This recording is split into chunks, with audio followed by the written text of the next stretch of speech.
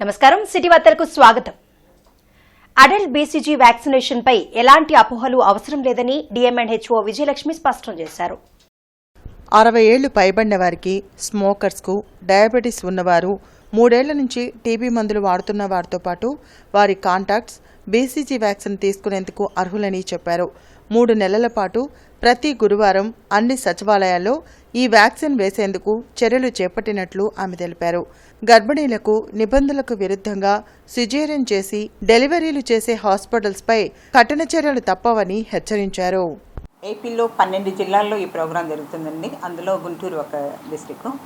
So ఈ adult BCG vaccination మీద ప్రజల్లో ఇంకా కొంత నెగిటివ్ ఇది ఉంది. సో ఏంటంటే ఇది మన చిన్నపిల్లలకి తర్వాత మధ్య వయసు వాళ్ళందరికీ ఈ లో ఎకనామిక్ సోషియో ఎకనామిక్ వాళ్ళకి ఈ టీబీ జబ్బు వస్తుంటుంది. కానీ పిల్లల్లో ఎందుకు రావట్లేదంటే మనం పుట్టిన వెంటనే 24 అవర్స్ మనం బీసీజీ వ్యాక్సినేషన్ చేస్తున్నాము కాబట్టి వాళ్ళకి రాదు. సో మనకి టీబీ ముక్త భారత్ ఈ ప్రోగ్రాంలో భాగంగా మనము అడల్ట్ బీసీజీ ఈ వ్యాక్సినేషన్ ఇచ్చి వాళ్ళకు కూడా పెద్దలకు కూడా ఈ టీబీ జబ్బు రాకుండా ఉండటం కోసం కొన్ని క్రైటీరియాలు తీసుకొని ప్రతి ఒక్కళ్ళు కూడా ఈ వ్యాక్సినేషన్ ఇవ్వడం జరుగుతుంది. అన్ని వర్గాలకు అన్యాయం చేసిన వైసీపీ ఓటమి తథ్యమని తెలుగు మహిళలు అన్నారు. జూన్ 4న జరిగే ఎన్నికల ఫలితాల్లో కూటమి అభ్యర్థులు భారీ మెజార్టీతో విజయం సాధిస్తారని ధీమా వ్యక్తం చేశారు. టీడీపీ, జనసేన, బీజేపీ కూటమి అభ్యర్థుల విజయాన్ని కాంక్షిస్తూ బ్రాడీపేట్లోని కోదండ రామాలయంలో గణపతికి ప్రత్యేక పూజలు నిర్వహించారు. దాసరి జ్యోతి, సత్యవాణి తదితరులు పాల్గొన్నారు. రాష్ట్రంలో ఈ సైకో పాలన పోయి, దురదరాష్ట్ర పాలన పోయి మా కూటమి అభ్యర్థులు రాష్ట్ర వ్యాప్తంగా గెలుపొందాలని, నారా చంద్రబాబు నాయుడు గారు ముఖ్యమంత్రిగా అవ్వాలని, అదేవిధంగా మా గుంటూరు జిల్లాలో మా పెమ్మసాని చంద్రశేఖర్ గారు ఎంపీగా కావాలని, మా పశ్చిమ నియోజకవర్గం గల్లా మాధవి గారు అఖండ మెజార్టీతో గెలిచి కేబినెట్ హోదా అధిరోహించాలని మేమందరం మనస్ఫూర్తిగా స్వీకరిస్తూ జూన్ 4న ఎన్నికల కౌంటింగ్ సందర్భంగా రాష్ట్రంలో 3 రోజుల పాటు వైన్ షాపులు మూతపడనున్నాయి. జూన్ 3 నుంచి 5 వరకు డ్రైడే పాటించాలని ప్రభుత్వం నిర్ణయం తీసుకుంది. ఓట్ల లెక్కింపు సజావుగా నిర్వహించేందుకు ఎలాంటి అల్లర్లు జరగకుండా ఉండేందుకు ఈ నిర్ణయం తీసుకున్నట్లు డీజీపీ హరీష్ కుమార్ గుప్తా ప్రకటించారు.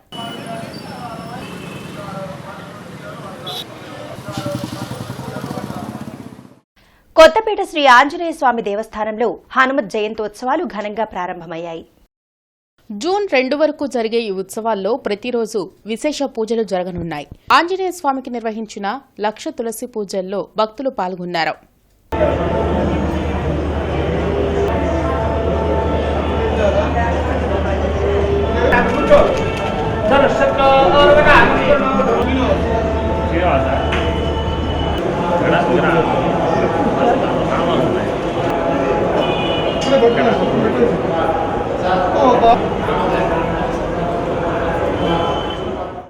AP dance and cultural association ఆధ్వర్యంలో సాంస్కృతిక మహోత్సవం జరగనుంది.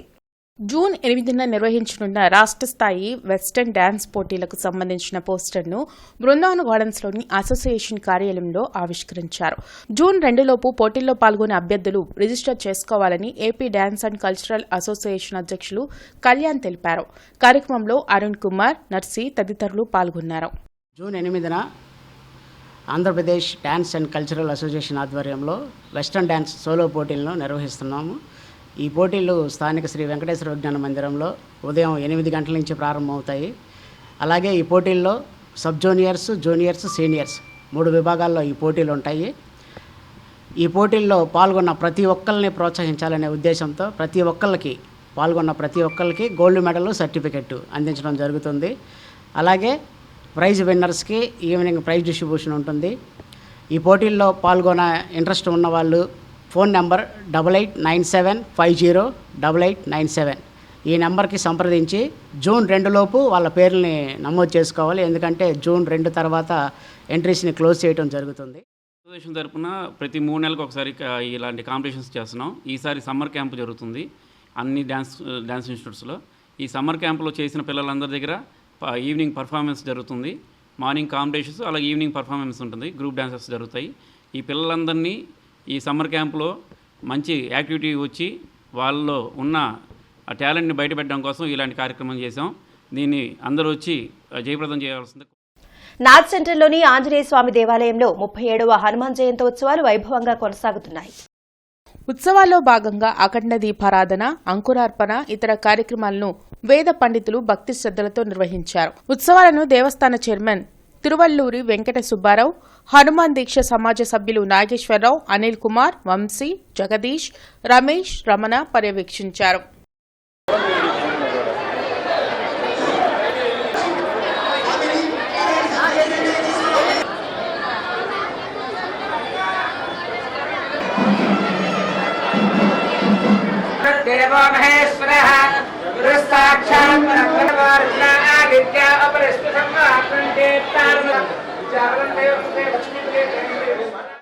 గత 38 రోజులుగా కూడా స్వామివారికి ఈ దేవాలయం నందు భక్తుల సహాయ సహకారాలతోటి మా యొక్క సమాజ సభ్యుల యొక్క యూనిటీ తోటి ఈ కార్యక్రమాన్ని ఇప్పటివరకు నిర్వర్తించుకొచ్చాము. అదేవిధంగా ఈ ఉన్నటువంటి 5 రోజుల్లో ఇవాళ ఇక్కడ అంకురార్పణ జరుగుతుంది. ఆ అంకురార్పణ సందర్భంగా ఈరోజు ఉదయము స్వామివారికి లఘు ఘటాభిషేకం జరిగింది. అదేవిధంగా ఈ అంకురార్పణ జరిగిన మరుక్షణము ఇక్కడ స్వామివారి దేవాలయంలో సహస్ర దీపాలంకరణ సేవ ఏర్పాటు జరిగింది. ఇంకా కొద్ది నిమిషాల్లో ఆ దీపాలంకరణ సేవ ప్రారంభమవుతుంది. అదేవిధంగా రేపు వచ్చేసరికి మన వీరి పర్మిషన్ తోటి బైక్ ర్యాలీ కూడా పోలీస్ సిబ్బంది సహకారంతో బైక్ ర్యాలీ కూడా నిర్వహించాలని ఒక ఉద్దేశంతో అన్నీ కూడా బ్రహ్మాండంగా జరుగుతూ ఉన్నాయి.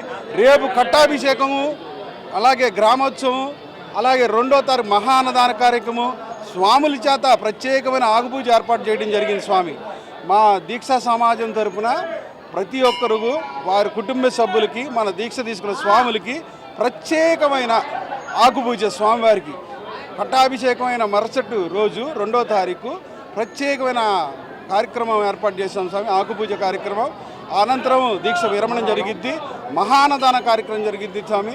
అలాగే మాకు 31వ తారీఖు వచ్చి స్వామివారి సువత్సల సమేత వీరాంజనేయ స్వామివారి కళ్యాణం అంగరంగ వైభవంగా. రాబోయే వర్షాకాలంలో వేలాది మొక్కలను నాటి నగరాన్ని హరిత నగరంగా మార్చాలని మానవతా స్వచ్ఛంద సేవా సంస్థ ఈ రోజు జరిగిన కార్యవర్గ సమావేశంలో తీర్మానించింది. ఈ సమావేశానికి మానవతా సంస్థ చైర్మన్ పావులూరి రమేష్ అధ్యక్షత వహించారు.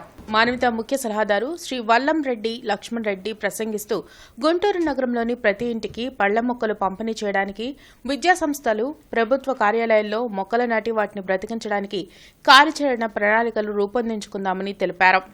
నగరంలో రక్తం కొరతను నివారించడానికి స్వచ్ఛంద రక్తదాతల వివరాలను సేకరించి కంప్యూటరీకరణ చేసి స్వచ్ఛంద రక్తదానం ఉద్యమాన్ని బలోపేతం చేయాలని కోరారు.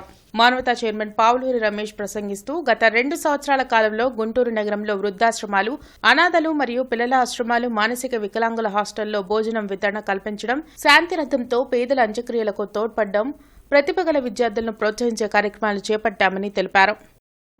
జిల్లా కమిటీ ద్వారా వాళ్ళని ఐడెంటిఫై చేసి ఉదాహరణ జిల్లాకు ఒక 7 సంవత్సరాలు చేయండి. మనకున్న 26 జిల్లాల్లో ఒక 200 మంది 150 మంది వస్తారు.